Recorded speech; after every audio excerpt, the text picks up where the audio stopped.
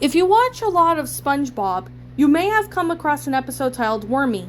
This episode may be ridiculous and goofy like the other ones, but it has a gruesome secret. When the final version of it was first aired on the 17th of February in 2001, you would first see the title card Wormy, followed by the credits. The episode begins with SpongeBob and Patrick inside the tree dome, seeing Sandy the squirrel out of the door. They start to play around with one of her pets, which was a common worm. After a few scenes of this, they decided it was time to leave for the day. SpongeBob and friend Sandy walked away to their homes to retire for the night. The next morning they returned to find out that Wormy has undergone metamorphosis, and began gullible as they are, believe that a butterfly form must have eaten Wormy. They managed to trap it in a bubble, but it escapes outside the tree dome, and they followed it to the Krusty Krab, where Mr. Krabs is posing for a shot. Afraid that it would eat Mr. Krabs and Squidward, SpongeBob and Patrick tackled both of them. They all toppled to the cash register's boat. After explaining about the monster, they peeked over the rim of the boat. Squidward chastises them, and then grabs the bubble containing Wormy. He and Squidward and Mr. Krabs look closer, only to see a close-up shot of what appears to be a fly's head. They scream in fright at the sight of many eyes, and dash out of the building. SpongeBob, previously cowering in the boat, sees that they left their underwear, and assumed that Wormy ate them. They decided to warn the town about Wormy, and put up posters depicting a giant butterfly. Soon the town is in chaos, and the background is in blood red. Buildings have chunks torn out of them, and some are completely decimated. Much later, Sandy returns from her trip, and she discovers the town in ruins, and assumes that a tornado came through. Wormy is still in the bubble, flies up to her, and lands on her head. She greets her pet and proceeds to trap it in the jar, as if she had just defeated a terrible monster. The citizens of Bikini Bottom pop out and cheer for her, with SpongeBob saying, "Sandy caught the monster!" The show ends with Sandy being carried away by a cheering crowd. This is where the real story begins. If you look closely at Patrick in the last shot, you could see his face is poorly drawn at first, a little distorted and a little stretch. Then it disappears altogether. Sure, it's just a little slip up by the artists, no big deal, you may say. Nothing could be further from the truth. Before the final release of the episode, they reviewed it as if it would be very other. Everything was normal from the beginning, to where SpongeBob visits the Krusty Krab. At one point, his arm became deformed and bent backwards on itself, and after a few seconds, the screen twitched, and it was back to normal. After a few minutes afterwards, when they thought Mr. Krabs and Squidward had been eaten, the blue in their eyes vanished, replaced by a black tar-like color.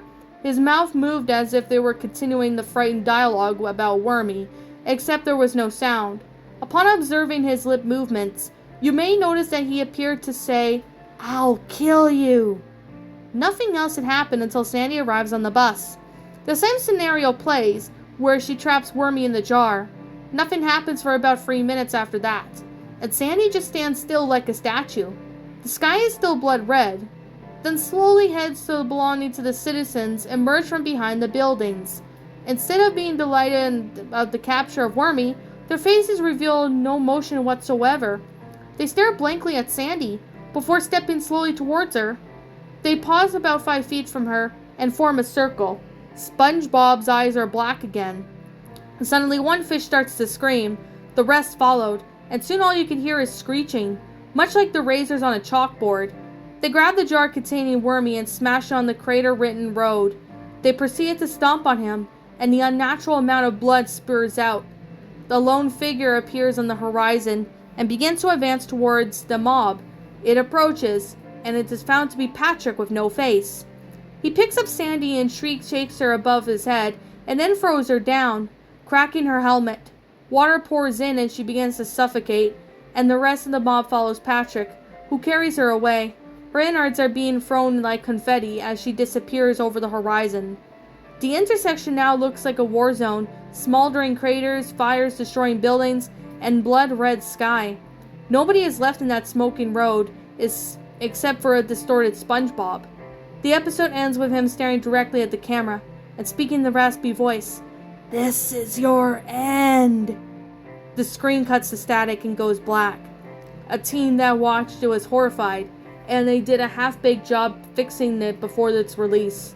They took the shot of SpongeBob saying, "I'll kill you," and instead left it as a painting of the underwear on the Krusty Krab's floor. They never showed SpongeBob at that moment, instead of using a sound clip of him saying, "It ate them, and there it goes."